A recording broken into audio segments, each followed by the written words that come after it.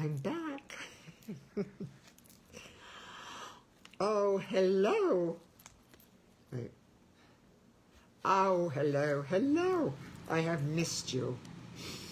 You did have a 2-day break. Lucky children. This story, I'm going to take a couple minutes, of course, to fill you in on some things. This story, by the way, does not take place in a care center. Because the one thing we have to realize that hospice per se might be in a building or facility, but a hospice heart is everywhere, right? A hospice heart you're born with. You are born with a hospice heart. So this story is going to take place in an airport. Hi, Lisa. Just stay right where you are, honey. You're good. I love you. Anyway, I do have a lot to get to. She's the best. Lisa, God bless her. This woman came along. We are all ministering angels. But this one is just, she tapped into my spirit. And with everything she's dealing with, she's just amazing. And I thank you. So I say, God will take some people from your life and he'll bring some new people in. You really don't have to yell at people and burn bridges and go crazy. Where people will be removed when they're supposed to leave in their season, and they'll come back with new ones when they're supposed to. Everything's seasonal. I had a brutal first 6 months of this year. Brutal. I had half a dozen things with my body to do. Most of them are fixed. But I know in March, April came along and God told me to do the 3 R's. And they have nothing to do with reading, writing, and arithmetic. I have no idea why people say that. That doesn't make any sense. Reading, writing's a W, and arithmetic is an A. Mine were to rest, relaxation, and read. All 3 I'm doing really well, as you can tell, this summer. I am resting, I am relaxing, and I'm reading. So, and I also have a bucket list. I wanted to get you updated on everything. And if I haven't said to write, oh, I'm so grateful that some of you have messaged me that you are writing. You've gotten your journals, or you've got a diary, you've got a notebook. You're writing your dailies. It's wonderful. It's wonderful. You know, there's a great expression. I can tell I'm having to write things down today, so I know that I'm doing something right for me. I'm writing things down so I don't forget. There's an expression that says, reach for the moon, and you might get a star. And I'm not talking about the star on the Hollywood Walk of Fame. That's not me. I just want a lot of stars. So I'm reaching for a big moon, because at the other end, these stars are people. And as long as I can reach people, I'm gonna. And that's how it works. Whether it's my story, their stories, or somebody else's story. I thought about a bucket list. There's really nothing on my bucket list I want, except I did make up a list. It's kind of oxymoronish. My story, obviously, Committed to Love, be made into a series or a movie. Get over it, folks. It's going to happen. My hospice stories, oh, for sure. For sure. I mean, how can you make these things up? People want real. You know, it's a lot of movies, they say based on real life, based on actual events. This is true. People want true. People want actual. People want to relate, even if it's a little bit of a tearjerker. People want true life stories. Well, I can give you a whole lot of them to this right person who calls me. Also, I want a talk show called Positively Positive. And it would involve people calling in via radio station, or of course I'd love a TV station, but it would be people calling in or writing in with their stories, how they overcame, how they were diagnosed with something very, very, very life-threatening or life-altering, how they handled it, and what they're doing to make others, to help others or help themselves. Totally positively positive. It's mine. If anybody goes to do it, I'm not going to get a lawyer in on you because I can't afford it. So I have my own talk show in my dining room right here, but I want a big one because I know I could reach millions of people if I was given the right opportunity. And then the Florida Department of Health, I read the letter from 3 years ago that they wrote up, and I read it. It was on Facebook, and over 100 of you watched it, and I know you did watch it. And then it is on my YouTube channel, and it's just got to get uploaded. The written copy is on my website, finally. We have on the HIV oral health, you do have the article, and then it'll say oral health part 1, oral health part 2. And then we'll be uploading my reading of it, but my reading's on Facebook, and it's on my YouTube channel. So we are updated on my battery-operated toothbrush campaign, of which every one of you out there is to check with your healthcare providers and find out who wants to partner with the little woman in Boca who buys battery-operated toothbrushes for HIV-positive dental patients at the Palm Beach County Health Department. I've been doing it for 3 years, thousands of dollars later, and I'm grateful. Don't say I'm not. But it's time to take this campaign nationwide.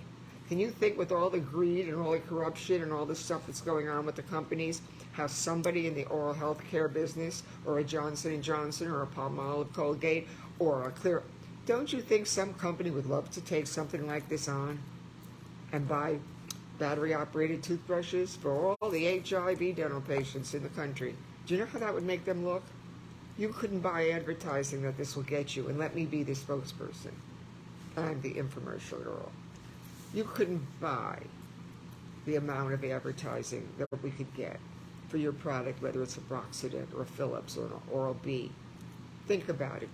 Get me somebody who wants to do this. And you know what? Like dominoes. You want to know what happens with the dominoes when you're playing dominoes? One falls, and they all fall.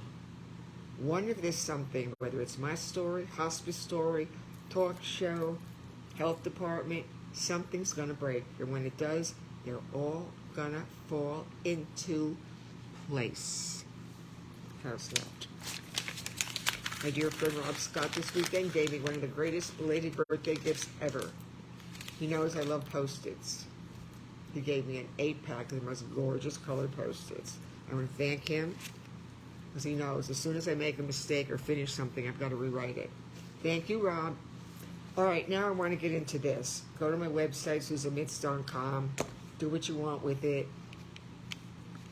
Books, HIV oral care, and all of you start thinking about what we can do to help more people around this country who are not having the resources that the state is cutting back on and the federal government is cutting back on. And if it wasn't for private philanthropists, if it wasn't for private funding and private philanthropists doing so much, a lot of stuff you even have now would never get done, because the politicians are slow with progress.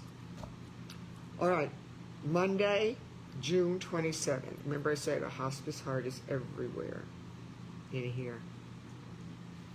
Chapter 17, Monday, June 27th. I'm having so much better a couple months than the first few. Chapter 17, this one's about how a hospice nurse, and again, I call myself all these things, or the mistress of misery, or the deaconess of the dying, or the sister of suffering and sorrow. No! Get over it. Not. However, my stories do pertain a little bit in the beginning to Jeff and myself. It took me redundant, how I miss him terribly, but it's his memory that keeps me going. It is my late husband's memory, and every memory of HIV patients, everybody who's ever passed from this, their spirit keeps me going. This is how a hospice nurse was able to separate her personal life from her professional one as she dealt with her husband's illness and death and came back to hospice to help others. Now, there's probably some of you in the healthcare field right now who know that you had to deal with something very significant with help. Hello, Jeff and Stephanie. You had to deal with something very, very significant in your life. Nurses, doctors, you're human. You're going to go through stuff with your children, family members. Isn't it hard to remove your professional self from your personal self? That's a very hard thing to do. And this hospice nurse was able to separate her professional life as a hospice nurse from her personal one as her husband was ill, eventually passed, and she came back to hospice to help others. Oh, I love this. I missed this, but I needed a break from me. I always say that. I need a break from me. Quote, I had to detach myself from us before I could remove myself from me and move on. You know, some of these slogans should be on t-shirts. Quote, I had to detach myself from us before I could remove myself from me and move on, end quote. I'm not even sure right now what that means. But at the time when I did it, it must have meant something really good, or I wouldn't have put it down.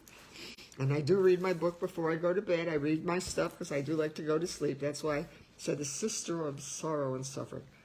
All right, October 1999. Dear Jeff, here we go. On August 17th, 1994, almost 30 years later, the wonderful life I had I thought would last forever had finally and tragically come to an end. After your death, I was raw, good word, vulnerable, and drowning in pain. My days became lonely, empty, endless hours of heartache and despair. Give me a few more labels here. The smallest thing could send me running, crying hysterically to the safety and solitude of a cold and lonely bedroom. I wanted to shut myself off from the world, but my attempt to escape my sorrow and agony proved useless and futile.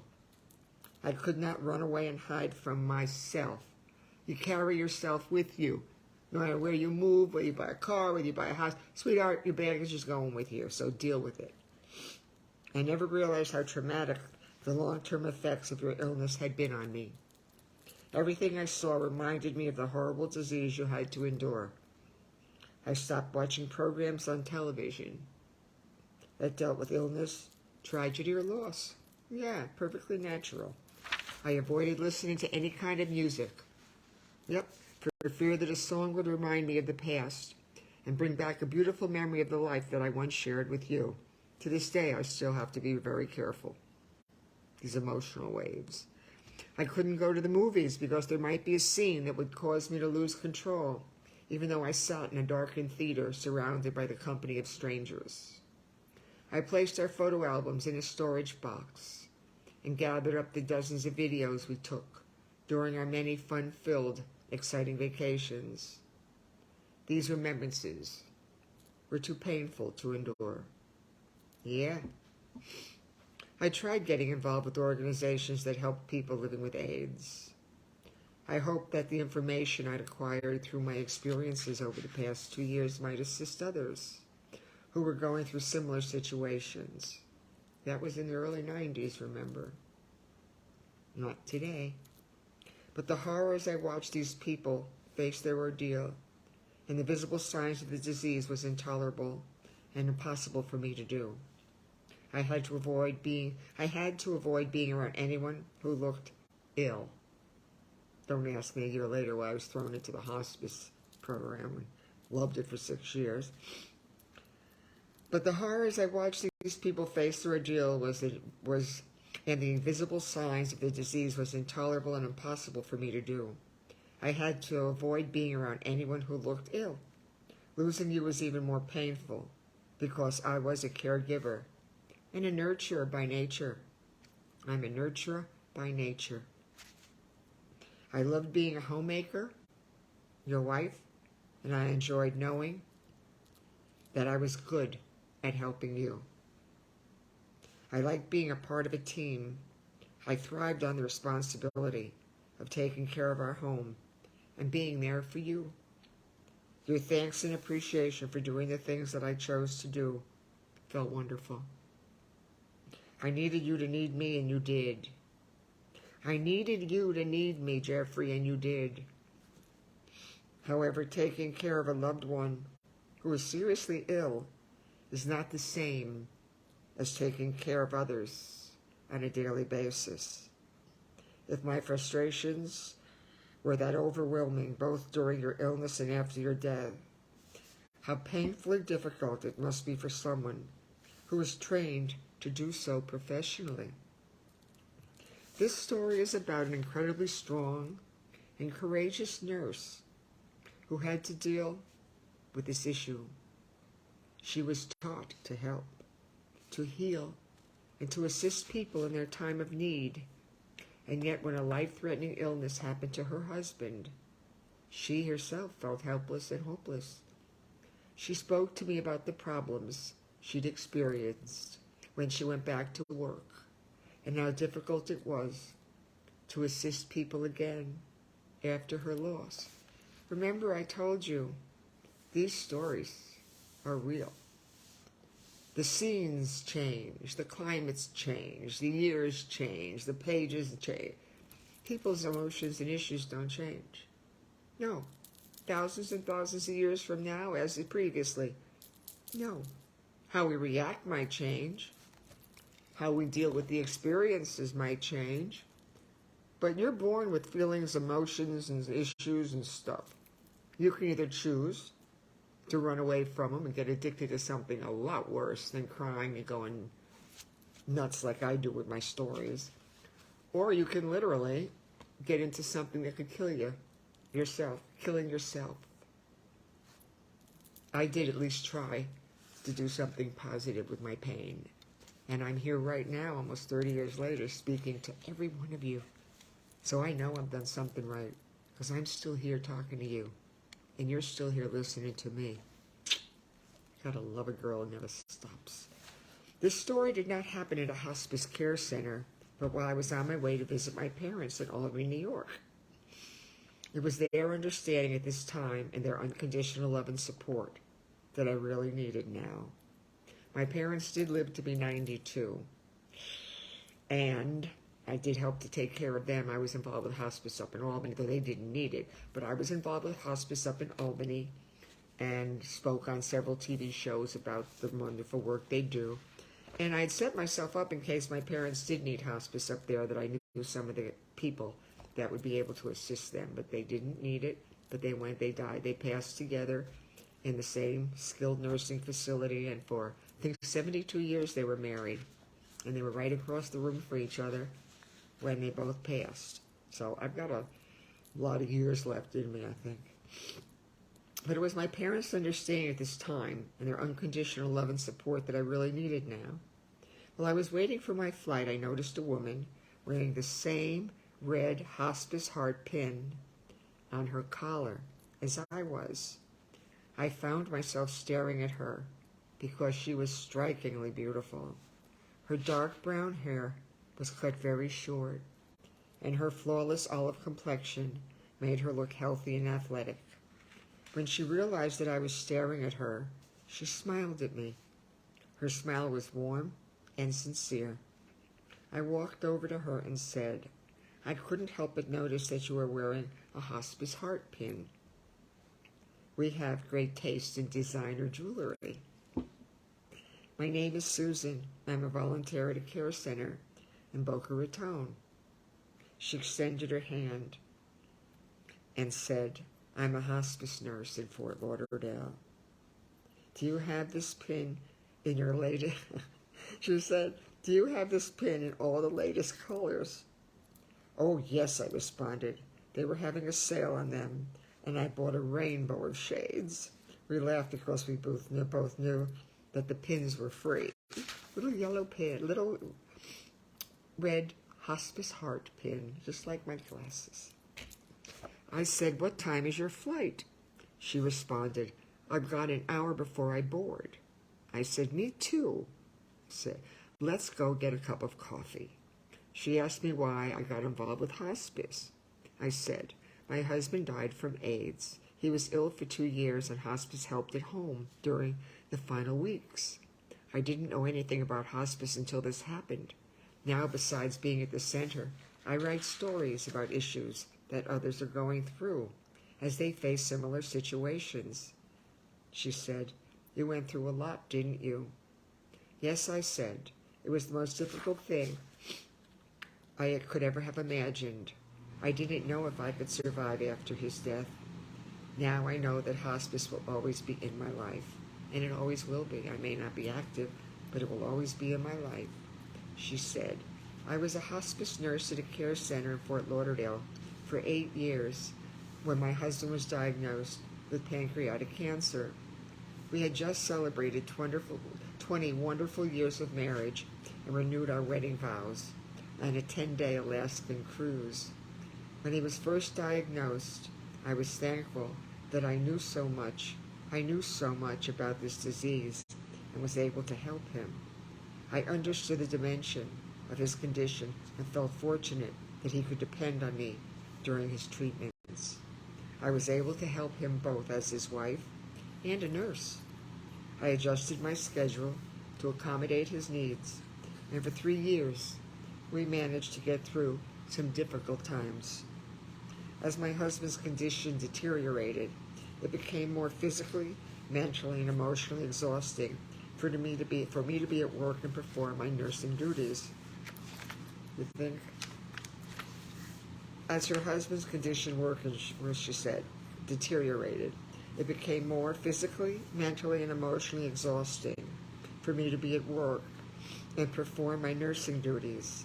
I felt like a robot, functioning only on command.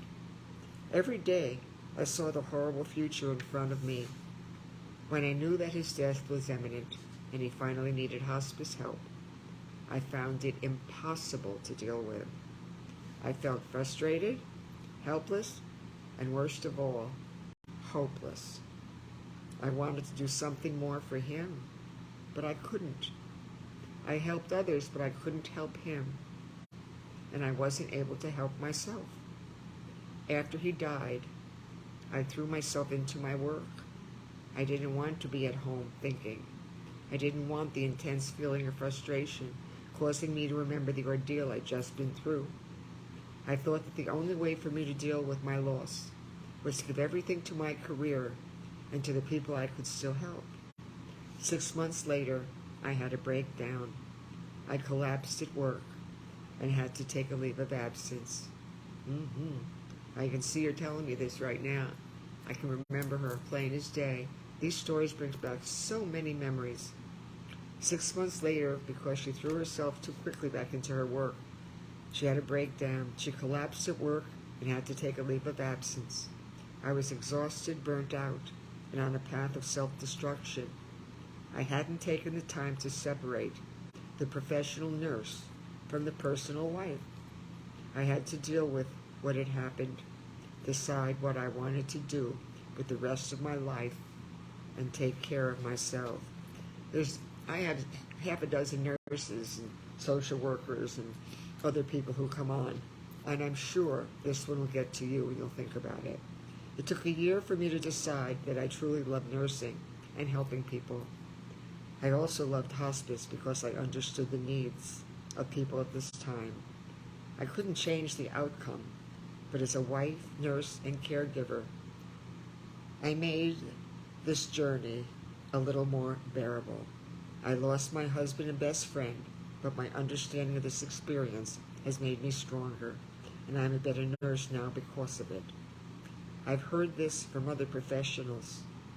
I've heard this from other professionals. I have doctors, nurses. Feelings and emotions take precedent over everything else, and rationalizing is useless when the heart is involved. Right. Think about that one. You can't rationalize this. You can rationalize your brain. You can't rationalize your heart. Feelings and emotions take precedent over everything else, and rationalizing is useless when the heart is involved. Your training is valuable, and your experience is something that others will benefit from. I'm glad that you found out what you wanted, that you chose to go back to your profession. I waited 2 years before I decided to go into hospice work. It's still difficult to be in certain situations, but I know I can help others as I continue to heal myself. We wear out our red hospice heart pins proudly. We wear out our hospice heart pins proudly. Yes, we do. With that, we heard our flights being announced, hugged, and said goodbye. Hospice professionals are special and unique. They are sensitive, compassionate, and understanding. They give to others honestly in a way that only true, quote, caregiving, end quote, people can do. Though they've been trained to handle end-of-life situations, how do they deal with their own frustrations when they watch their loved one pass away? How do they detach or remove themselves from the professional self when this experience becomes painfully personal? When the person who is dying just isn't a patient any longer? How do they cope with their grief and their loss? How will they keep it together when their emotions range out of control? How will they handle the feelings of helplessness and hopelessness? They will handle it in their own way and in their own time, just as everyone has to do. It's your own time. There's no cookbook on grieving. You take as much time as you need, and don't let anybody tell you what to do during that period. Turn the hearing aid off. They will handle it in their own way and in their own time, just as everyone has to do. Everyone has their own way of coping with death and grief. Until it happens to you, you will not know how much you will be able to handle. Nope. You will be challenged and you will survive, even when you feel that you will not. People will want to help and comfort you, but you have to choose very carefully whom you let close to you and what you expose yourself to during this time. And I am saying that in all sincerity. Choose very carefully who you allow into that personal space and what you are able to deal with. A song, a movie, someone's wrong comment, two people holding hands. You have to choose very carefully. People will want to comfort you. That's wonderful. And help you. But you have to choose very carefully whom you let close to you and what you expose yourself to during this time.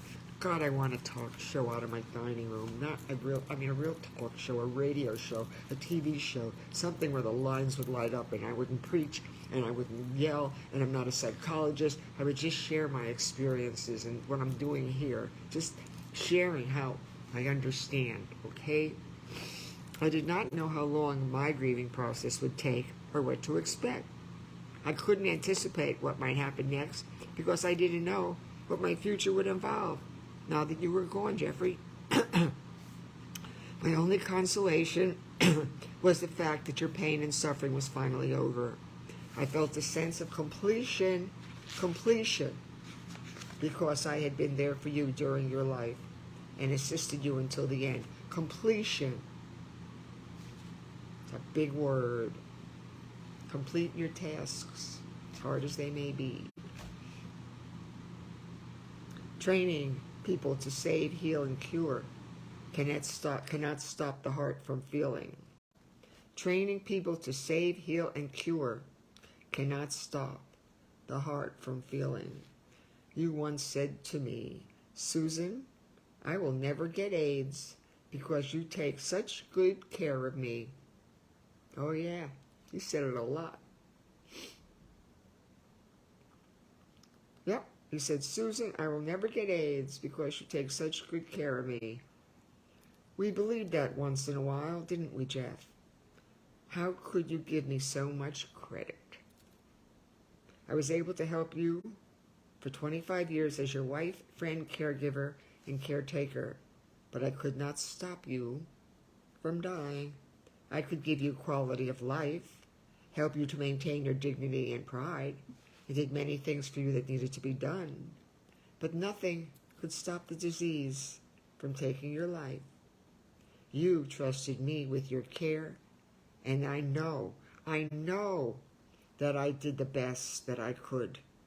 I know, and God knows, I did the best I could to make your life, and especially your last days, as good as they could be. That's why I can sleep at night. That's why, all these years later, I'm finally able to rest. Seriously, I am reading my stories. I completed certain things, And I know one thing, complete your tasks, but give that person to the very end the best. And I did. I know that I did the best because I made your life especially good during the last days, as good as they could be. Thank you for allowing me to give care, to take care, and for trusting me. Time has helped me in every way, especially since I invested the time in myself and gave my hospice heart to others. Oh, now if that doesn't bring you to tears, nothing will. Hello, Caroline. Nothing will bring you to tears of that. Just think about it. Think about that. Thank you for allowing me, Jeffrey, to give care, to take care, and for trusting me. Time has helped me in every way, especially since I invested the time in myself. And I gave my hospice heart to others. You've never read stories as good as these. Stephen King, all his stories, all these other people writing stories, the chicken soup people. No.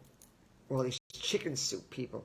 Right. They came on at the right time, the right place. But their stories are about hope and faith and everything else. And so are mine. And I've come along at the right time. So, I shall bid you all adieu. This was a wonderful story. Where are we on 18? You only have a few more to go, but then I'm going to reread my book and read it differently. Because with my book, I read it in 2 parts each chapter. It's not going to happen. I'm going to read each chapter, but I'm going to relate it to my stories. Because these books were supposed to be gotten together. The mere fact people didn't, that's not my issue. You were supposed to buy both. But then you'll be able to read them. And you also, for those who go on my Facebook page and go back to April 3rd, once I start reading my stories again, you'll be able to read along. You can go on my YouTube page and read along. You'll be able to read along. All right, my darlings, God bless you all. And I thank you for your time, the most valuable gift God gives us.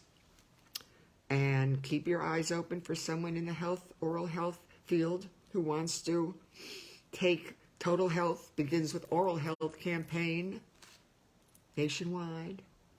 Until then, I shall buy spin brushes for these people. And also keep an eye out for the movie producer and director, for the talk show people. In other words, keep your eyes out for everything. I love you all. I thank you again for your time. It's such an honor to be able to speak to you like this. Such an honor. God bless you. Shalom. Hello. Hello. Mrs. Doubtfire. Love that. And shalom. Goodbye. Shalom. Peace. The streets are a little unpeaceful now, aren't they? My stories are nothing compared to the stories you're hearing out there. And I will be back with you tomorrow, the good Lord willing, at 5:29. That should be the slogan. 5:29. Be kind. Be patient. Call someone and tell them you care. I'm going to call someone right now and tell them I care. Shalom. I love you all. Let me hit finish.